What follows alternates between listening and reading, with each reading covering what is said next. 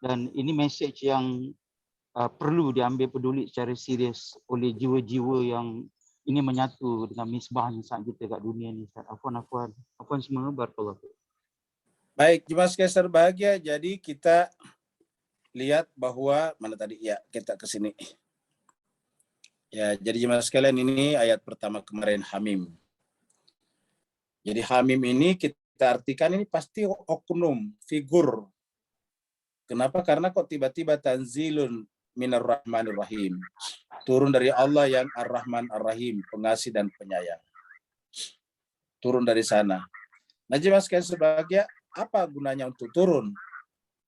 Untuk memandu kita menuju kepada kesempurnaan. Karena di dalam surat Al-Baqarah, seperti mana juga tadi, di dalam ayat yang kita bahas di sini, yaitu bahwa kita itu menuju kepada langit. Ya, jadi tadi di ayat-ayat pertama sini, ya summastawa. Ya, jadi kita tadi ada di sini ya. Jadi setelah dari langit, lalu kemudian ini summastawa ila samai. Kata summastawa ila sama, setelah bicara sebelumnya tentang bumi.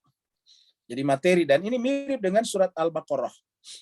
Jadi surat Al-Baqarah, coba kita lihat dulu surat Al-Baqarah ya di sini. Ya, kita lihat surat Al-Baqarah di sini. Ya.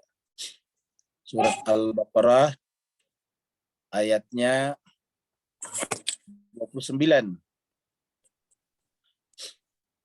Walladzi khalaqalakum. Dialah yang menciptakan untuk kalian. Jadi menciptakan lakum untuk kalian, bagi kalian. Ma apa saja. Jadi kita artikan apa saja. Fil ardi di muka bumi. Jami'a. Jadi semua yang ada di muka bumi ini dengan segala fasilitasnya. Yang tadi disebut dengan aqwataha. Yang mengkondisikan kita sehingga bisa hidup di muka bumi. Semuanya tanpa kecuali. Adalah lakum untuk kalian manusia. Ya. Oh, ini belum kelihatan ya, belum saya masuk ya. Belum kelihatan, Ustaz. Oke, ya baik. Baik, mohon maaf. Iya. Ya udah. Udah ya. Nah, jadi jemaah sekalian,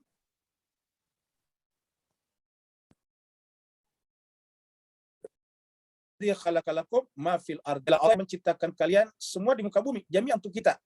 Lakum untuk kalian ini, hukumnya manusia. Di muka bumi jami'an semuanya. Summa kemudian istawa. Kata-kata istawa di sini menuju kepada kesempurnaan. Jadi dari bumilah al-ard kita berangkat menuju kepada kesempurnaan. Di manakah kesempurnaan itu? Istawa kita artikan kesempurnaan. Ila sama di langit. Makanya di sini fasawa ini istawa sama dengan fasawas. Fasawahunna itu kemudian dia menjadi sempurna, dia menyempurnakan. Fasawahunna, maka proses penyempurnaan ke langit ini terjadi dengan melewati sab'a samawat, 7 lapis langit. Maksudnya 7 tingkatan, 7 maqamat, 7 maqam, 7 state, 7 level. Jadi bergerak ke sana, sab'a samawat. Nah, jemaah sekalian, untuk fasawwahunna sab'a samawat, caranya Allah memandu kita untuk menyempurnakan jiwa kita melalui 7 lapis langit ini, maka Allah mengutus kepada kita masabih, misbah tadi, cahaya untuk memandu kita, para nabi dan rasul. Sehingga mutlak menerima mereka. Mana buktinya? Coba lihat. Ini ayat 29. Ini kan 29 nih. Ini 29. Nah, jemaah sekalian, ayat 30-nya apa? Bicara tentang pemandu. Ini ayat 30. Wa idz qala rabbuka lil malaikati inni ja'ilun fil ardi khalifah. Maka Allah menjadikan khalifah ini di muka bumi, ini fil ardi, untuk apa? Sebagai perwakilan Tuhan, fasawwahunna sab'a samawat. Sebagai caranya perwakilan Tuhan untuk memandu kita menuju kepada kesempurnaan melewati 7 lapis langit ini. Fasawwahunna sab'a samawat. Jadi untuk melewati 7 lapis langit ini, karena ini adalah rumit dalam pengertian ini kan non materi, maka kemudian supaya kita tidak tersesat, kan banyak orang menempuh perjalanan ini, di perjalanan tiba-tiba menjadi istilahnya itu mengalami perampokan rohani. Banyak orang yang menempuh perjalanan ke atas tetapi mengalami perampokan rohani. Tiba-tiba berhenti pada suatu keadaan, menjadi dukun misalnya, menjadi bisa mengobati segala penyakit, dan dia merasa senang di sana, berhentilah di sana mencari pasien, dan sesungguhnya Awalnya bagus, dia ingin ke atas, tetapi di tengah perjalanan istilahnya dalam ilmu tasawuf atau ilmu irfan mengalami perampokan spiritual. Ada yang tiba-tiba tidak mau keluar dari gua misalnya, merasa senang tenang dalam gua, membiarkan manusia di luar sibuk dengan dirinya, dia juga merasa senang dalam gua. Itu juga adalah mengalami perampokan spiritual. Ya. Fasawwahunna sab'a samawat. Tujuannya fil ardi khalifah tadi itu adalah memandu kita untuk menyempurnakan jiwa kita dalam rangka menempuh 7 lapis langit itu. Maka lahirlah ini, wa idz qala rabbuka lil malaikati inni ja'ilun fil ardi khalifah. Sama juga tadi dengan kita di sini, ayat di sini. Summastawa ila samai fastawahunna, summas samai wa hiya dukhan faqala laha, dan seterusnya, baru kemudian nanti ada 7 lapis langit. Nanti kemudian ada misbah di sini, kita lihat. Ya. Untuk menempuh perjalanan sab'a samawat di sini, ini sab'a samawat, kita butuh yang namanya misbah. Makanya misbah di sini bukan hanya sekedar bintang. Ya. Pada saat Allah berbicara tentang Nabi Muhammad, bahwa dia itu adalah tidak mungkin lagi berbicara berdasarkan hawa nafsunya, dirinya itu adalah identik dengan wahyu, itu adalah di surat mana? Surat An-Najm. Surat Misbah. Wan najmi iza hawa. Ma dhalla sahibukum wa ma gawa. Wa ma yantiqu anil hawa. In huwa illa wahyun yuha. Jadi itu adalah masabi misbah. Wahyu kita menjaga, bukan hanya menjaga alam semesta tetap ada, itu juga iya, tetapi terutama menjaga agar perjalanan kita menuju kepada kesempurnaan tidak mengalami perompakan dan perampokan spiritual di tengah jalan. Supaya perjalanan kita benar-benar terpandu menuju kepada Al-Aziz Al-Alim, Allah yang Maha Pengasih lagi Penyayang. Nah, masabih inilah yang di sini di awal disebut dengan Hamim. Jadi Hamim ini adalah misbah itu. Jadi boleh jadi mimnya adalah misbah. Dia adalah pelita-pelita yang sangat terang yang Allah berikan kepada kita semuanya. Kata ha ini adalah pertemuan semua yang terpuji. Mulai daripada Hamid, Ahmad, dan Muhammad. Datang kepada kita sebagai misbah untuk memandu kita menuju kepada kesempurnaan. Sehingga apa artinya? Tidak akan pernah bisa kita sampai kepada kesempurnaan jiwa rohani tanpa melalui mereka. Begitu ya tadi dalam surat Al-Baqarah, tidak akan pernah kita sab'a samawatin, fasawwahunna sab'a samawatin, kalau kita tidak menerima inni ja'ilun fil ardi khalifah. Berikutnya lagi Ustaz Wahidin. Ya, syukran. Masya Allah. Assalamualaikum, Saya langsung Ustaz. aja Ustaz.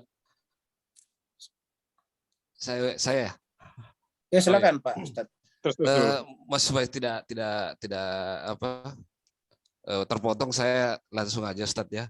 Masih yang terakhir tadi penjelasan Ustaz terkait dengan sab'a samawat ini. Kalau di kajian surah Al-Fatih kan disebut sebagai sab'am minal masani atau sab'a taraik. Banyak istilah 77 itu Ustaz ya.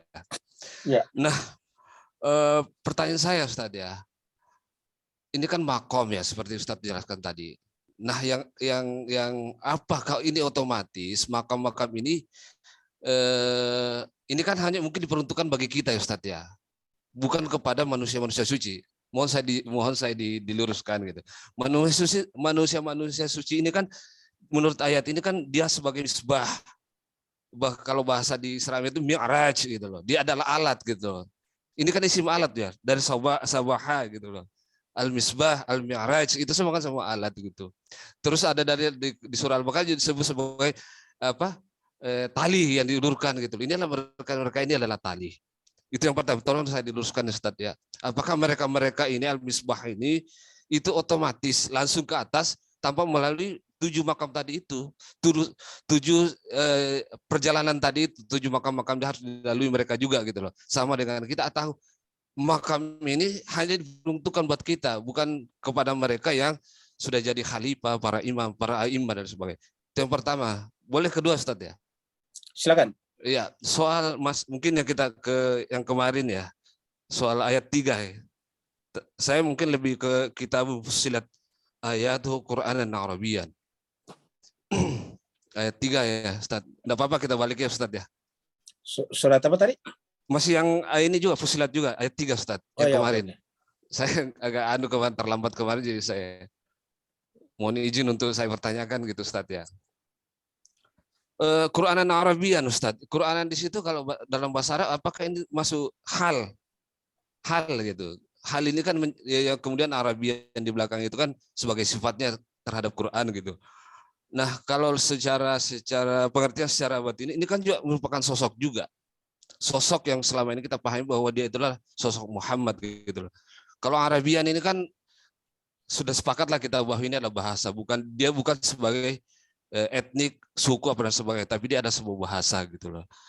Arab pun sebenarnya kan pengertiannya kalau menurut kamus itu kan jelas, lugas, pokoknya lugas lah, jelas terang dan makanya kan bahasa Arab itu sebagai bahasa pilihan untuk kita. Nah, dalam sebuah hadis juga dijelaskan bahwa Rasulullah SAW pernah bersabda bahwa aku adalah orang Arab, artinya penutur bahasa Arab yang sangat fasih di antara orang Arab. Tapi saya orang Quraisy. Di sini menunjukkan bahwa Arab itu bukan suku, tetapi dia adalah sebuah bahasa. Mohon pencerahannya, Ustaz. Assalamualaikum warahmatullahi wabarakatuh. Baik, terima kasih banyak. Jadi yang pertama tadi adalah berkenaan dengan apa tadi yang pertama ya, lupa tadi. Yang pertama tadi Pak Ustadz Wajidin. Soal 7 makam, Ustaz. Ya baik, 7 makam tadi. Jadi intinya tadi bicara tentang sab'a samawat, 7 lapis langit tadinya.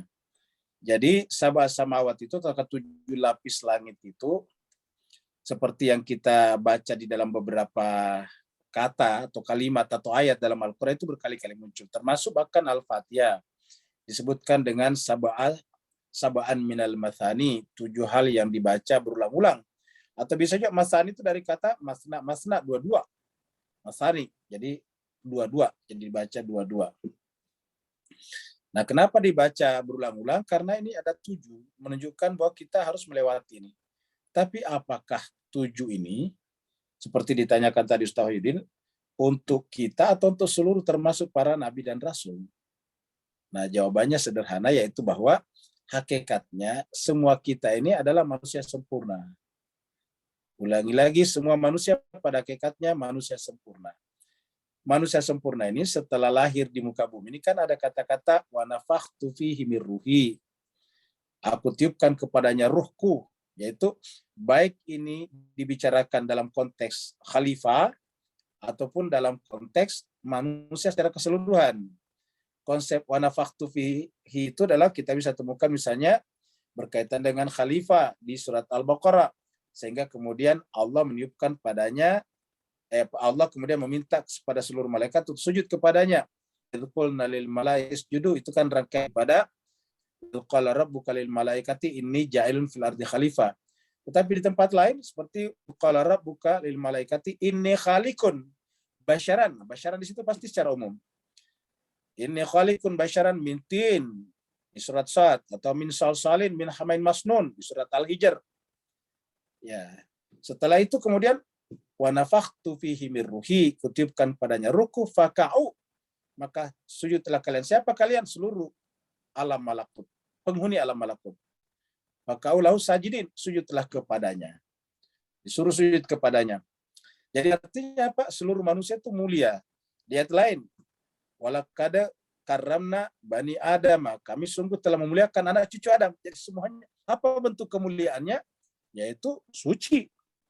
Kemudian di tempat lain, surat Al-Ahzab ayat 72, kami telah tawarkan amanah itu kepada langit, kepada bumi, kepada gunung, tapi semuanya menolak. Kemudian mereka semuanya enggan menerimanya. Lalu kemudian yang memikulnya adalah manusia. Wahamalatul insan. Insanlah yang memikul amanah itu. Manusialah. Nah, berarti kan manusia adalah makhluk yang suci.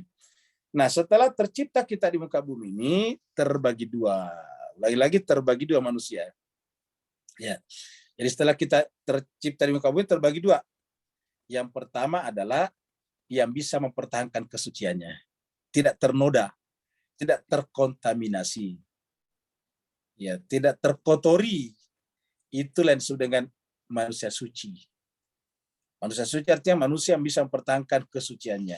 Yang kedua, yang terkontaminasi, ternodai oleh kehidupan muka bumi ini. Apa yang menodai kita kan dunia. Yang namanya kebencian itu kan pasti dunia. Kita benci orang itu, kenapa? Karena orang itu ternyata dapat lebih banyak dari kita. Nah itu kan dunia. Ya. Kita iri hati kepada orang itu, kenapa? Kok dia dikasih, bukan saya. Nah itu. Jadi semuanya berkaitan dengan dunia ini, materi, dunia materi. Jadi setelah kita hidup di muka bumi ini, kita ada yang terkontaminasi. Dan sayangnya mayoritas mutlak manusia terkontaminasi.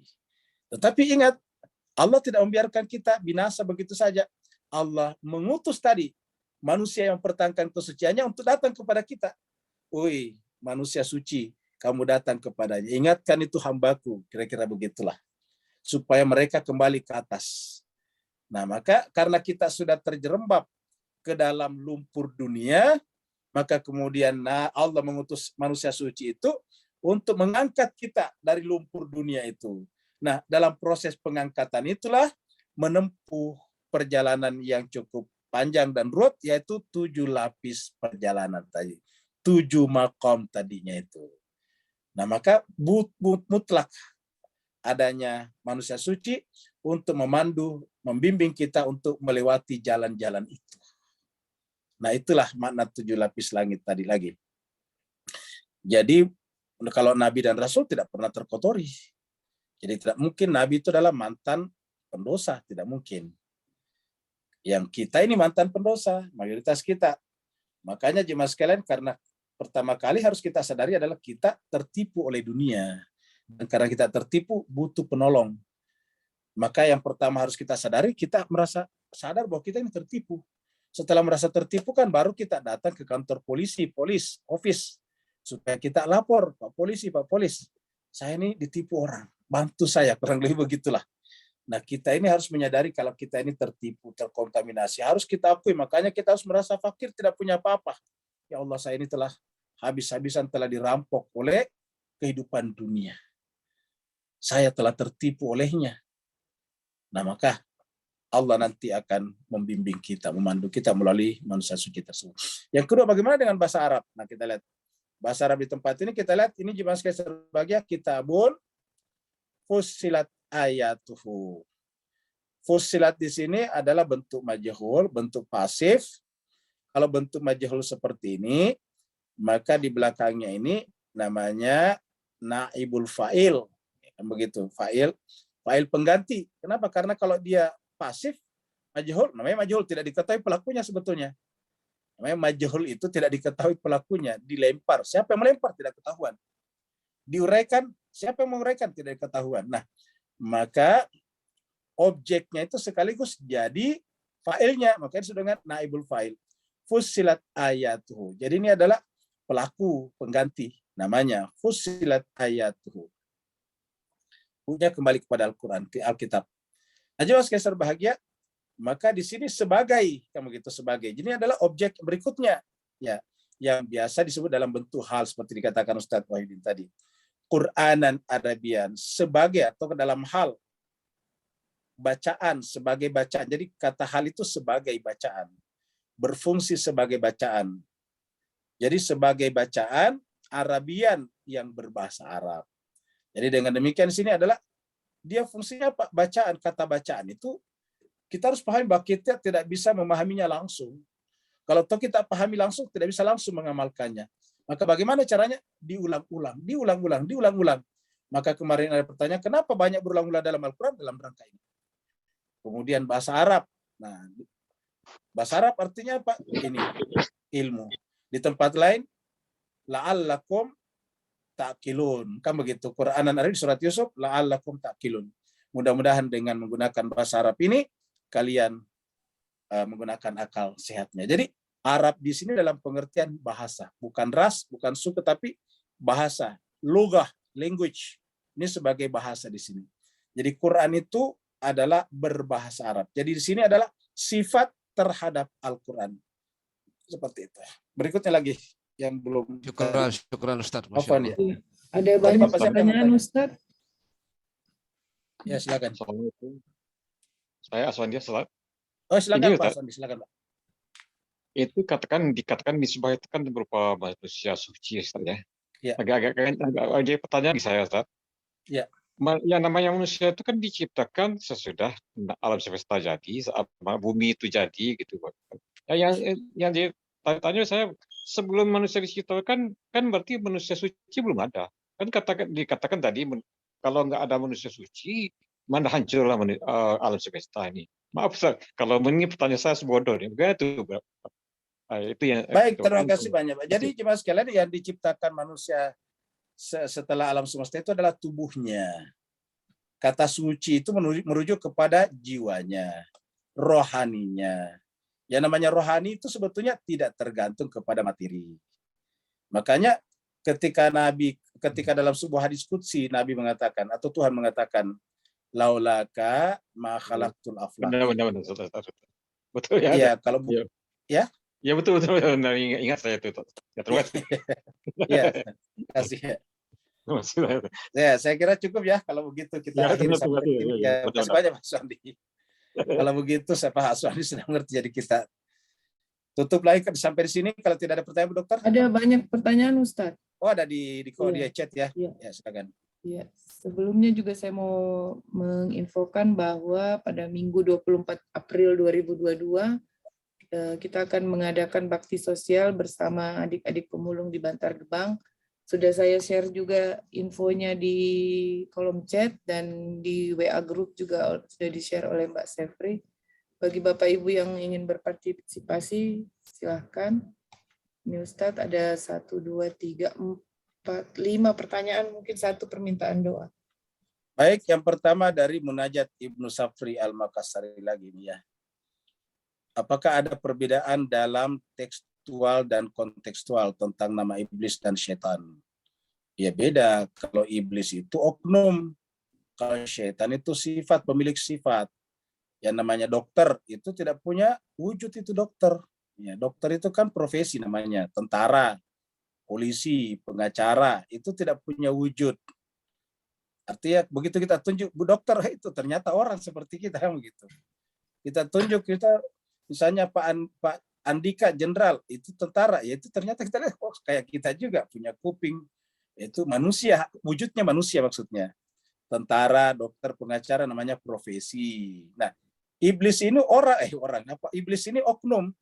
Ini dari kalangan iblis, kana minal jinni, maaf dari kalangan jin. Jadi iblis itu adalah kana minal jin. Sedangkan syaitan itu sifatnya. Jadi ataukah profesinya? Apa profesinya syaitan? Ya itu kerjanya iblis juga, yaitu menggoda dan menyesatkan manusia. Ataukah jin. Jadi kan itu minal jinnati wan nas, jin dan manusia. Jadi siapa saja yang kerjanya memprovokasi manusia untuk keluar dari relnya, keluar dari jalan yang benar, maka itu namanya syaitan. Siapa saja yang memprovokasi orang untuk ribut, untuk berantem, untuk menciptakan kekacauan, apalagi menumpahkan darah, itu berarti syaitan. Maka dalam Al-Quran dikatakan, innama yuridu syaitan, itu syaitan. Innama yuridu syaitan an yuqi'ah bainakumul adawata wal baghdha. Hanya saja yang diinginkan oleh syaitan itu dari kalangan jin dan manusia, karena aslinya iblis induknya, sebagaimana manusia itu aslinya adalah Adam, maka apa yang diinginkan tadi syaitan? An yuqi'ah, untuk menimbulkan bainakum,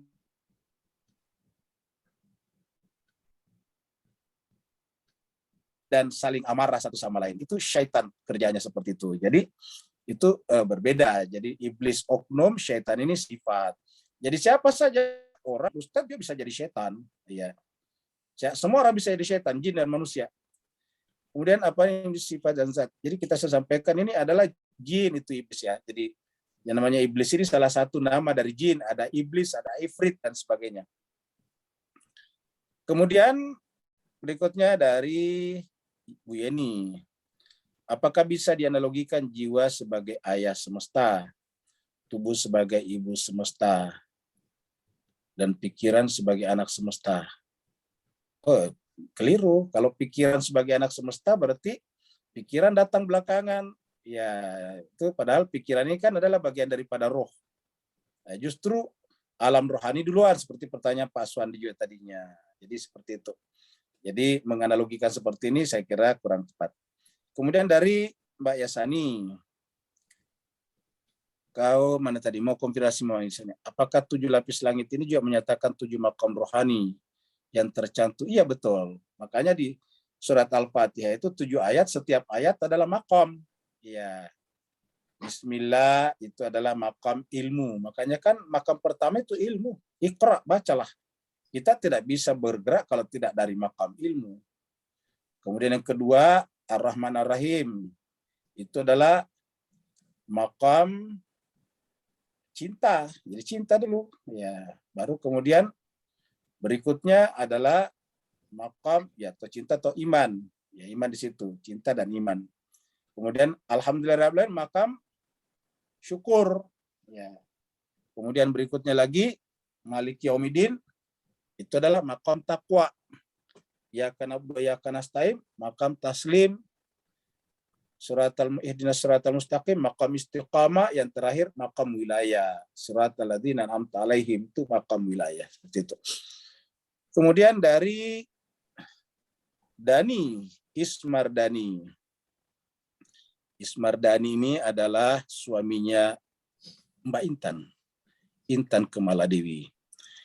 Dari penjelasan tadi, apakah dapat dipahami bahwa godaan iblis kepada anak cucu Adam itu sepertinya hanya satu, yaitu konsep arogansi? Jawabannya betul, bermula dari sana. Jadi itu awal dari segala-galanya, merasa aku lebih tahu, aku lebih pintar, pokoknya dari sana. Makanya itu sebabnya awalnya agama juga adalah bagaimana caranya menggerakkan jiwa kita keluar dari kerangkeng keakuannya, dari belenggu keakuannya, dengan cara apa? Iqra, baca.